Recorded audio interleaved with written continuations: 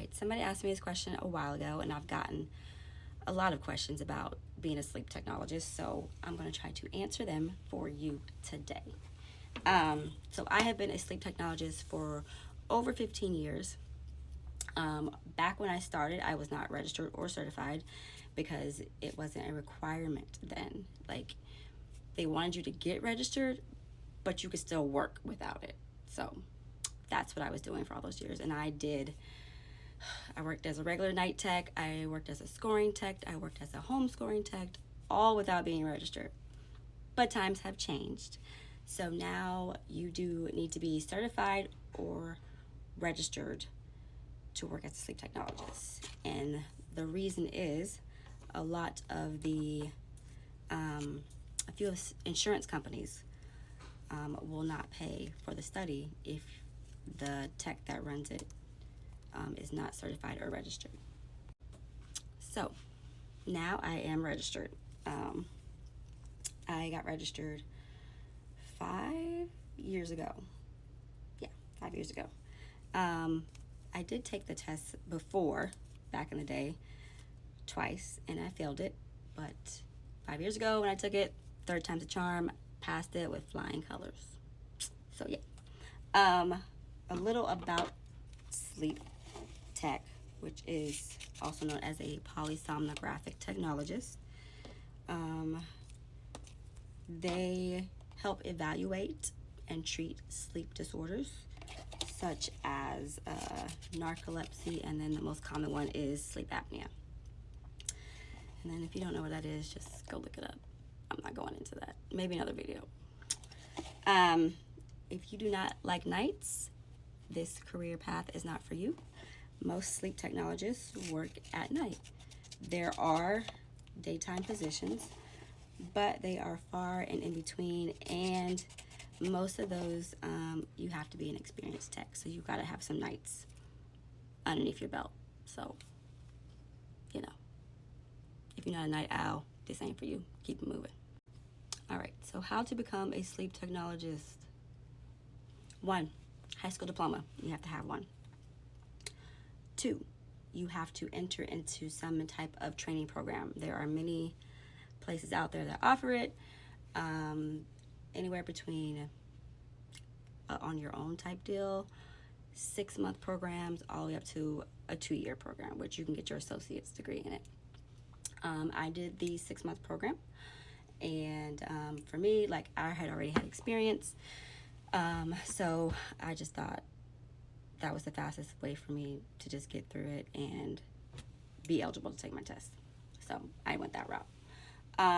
You will need to have clinical experience, so make sure the program that you are in or that you're doing has that clinical experience attached to it, because you cannot take the boards without it. And then I think that's it. Once you get all those requirements done, you can apply to sit for your certification, which is the CPSGT, or the registry, which is the RPSGT. All right, the difference between the two tests. The certified polysomnographic technologist test is 75 questions, and that is only valid for 3 years. You cannot renew it after those 3 years. Hold on, somebody's coming. The CPSGT, if you take it, will allow you to work and then study and prepare more to take the RPSGT. The CPSGT is it's not as in-depth of a test as the RPSGT. So it kind of gives you the basics and tests you on that. The RPSGT is 175 questions. It's a little tougher. I think the pass rate is not that high. Questions are a little tricky, but it tests you on the whole scope of the field. I don't know what that noise is. So if you take the CPSGT, you pass it, you have 3 years to take the RPSGT. The RPSGT, you have to renew every 5 years, and you just renew, when you renew it, you just take CEUs. You gotta have 50 CEUs a year. You do those, you submit them to the BRPT, and they approve them, Sometimes they kick them out, and you just have to do more. And then you pay a fee, and then it's renewed. So you don't have to take a test again unless you fail to get your CEUs in on time. Don't do that.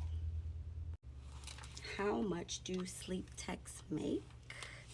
So of course it depends on where you live, experience, and where you work. So typically private labs pay less than hospitals. So if you want to make good money, go to a hospital. But like I said, of course it depends on where you live. I think I looked it up. The average sleep tech in the U.S. makes around a little over $56,000 a year. I live in Texas. The average pay in Texas is $24.82. That's low. That's probably at a private lab. So, but the good thing about being a sleep tech, and a lot of my sleep tech friends, we work 3-day 12-hour shifts.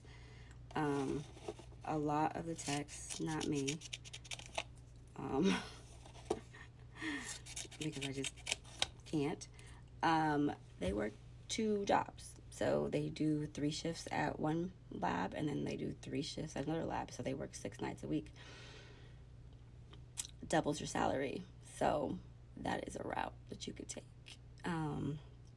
But I do recommend working for a hospital. In the beginning, you probably want to just work for whoever trains you, and chances are it's going to be at a private lab. A lot of hospitals don't hire new graduates. A lot of them do, but a lot of them don't. It's just hard to get in.